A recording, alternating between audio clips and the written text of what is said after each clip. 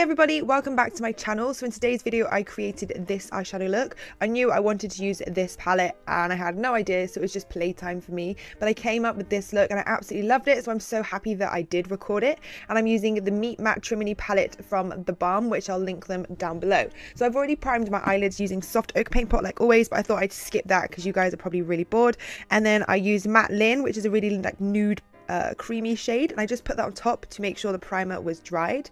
Then just taking some sellotape, and I'm just going to sellotape the outer kind of parts of my eye just so I create a really sharp line with the eyeshadow. So the first shade I'm going in with is called Matte Lopez, and it's a very soft brown with like a warmth undertone. It's very similar to Creme Brulee, just a tad bit darker, which is why I'm using it as my transition shade. I'm using my 228 crease brush from Zoeva like always to buff this into my crease. But yeah, this formula of the eyeshadows are very smooth. This is the first time me using them and I was really impressed the way that they blend it out. So I definitely recommend The Balm for eyeshadows.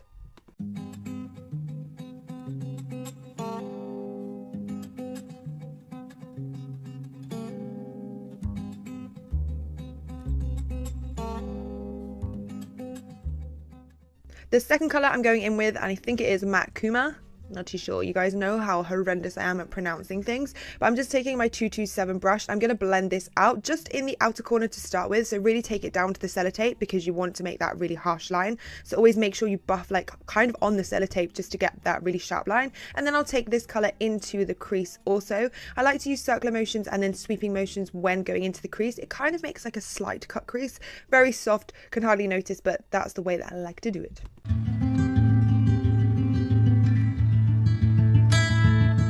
Then going in slightly darker with Matte Moskowitz. I actually had to YouTube this how to pronounce it because I didn't want to embarrass myself. But you literally pronounce it how you read it, so that's kind of easy. Anyway, I'm taking my 227 brush from Zoeva again, and I'm just going to apply this on the outer corner, but mainly going towards the centre of the eye now. So I'm going to use side-to-side buffing motions to kind of make this colour buff in and blend out that centre. So then when we put the pink shade on, it's going to blend nicely. Then I'm taking Matte Reed, which is a very matte neutral brown, and I'm just going to take my Throughline little fluffy brush and blend this on the outer corner just by the sellotape to make it really dark, so you get like a really nice gradient effect once we put that pinky colour on.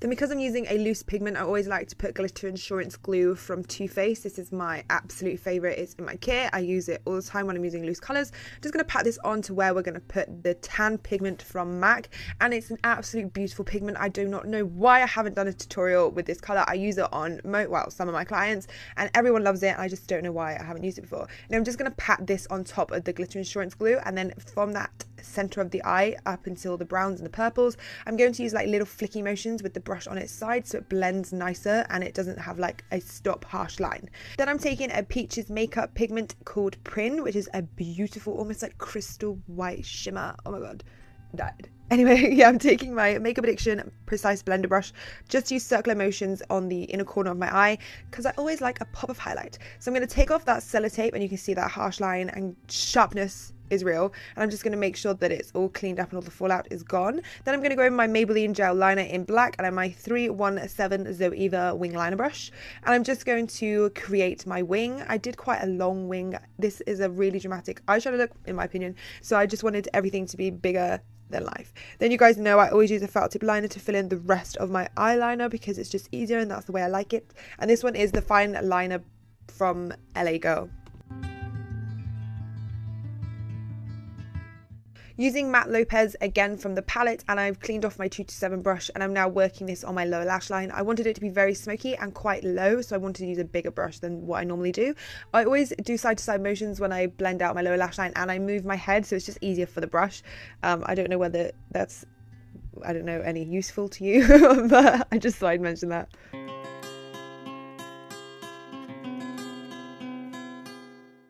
Then I'm taking my Matte Kuma shade again and I'm using my 231 brush from Zoeva, and I'm just going to use side-to-side motions again and blend this out. And because this is a smaller brush than the 227, you're going to see a little bit of that Matte Lopez underneath, so you get that gradient effect, which is what I was going for. And I'm going to do the darkness the same from the inner corner to the outer corner.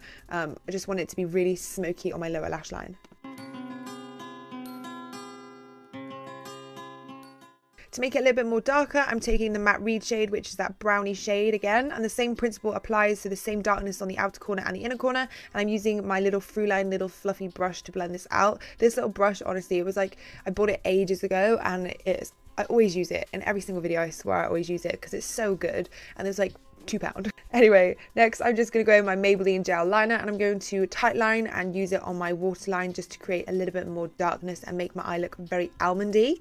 Then I'm taking my Giorgio Armani, I think it's Killer Eyes to Kill mascara, and it is waterproof, this one, so I'm going to use it on my top and bottom lashes to prepare myself for lashes. So my lashes today, I'm using Huda Beauty mink lashes in Farah, which are one of my favorites for my makeup looks. I just love them. Alright guys, that's it for this eyeshadow tutorial. I hope you have enjoyed. If you have, please give it a thumbs up. Don't forget to subscribe to my YouTube and join our little family. And hashtag me, Amy's Makeup Box, on Instagram if you recreate this look so I can see. Anyway guys, until next time, I'll see you soon. Bye!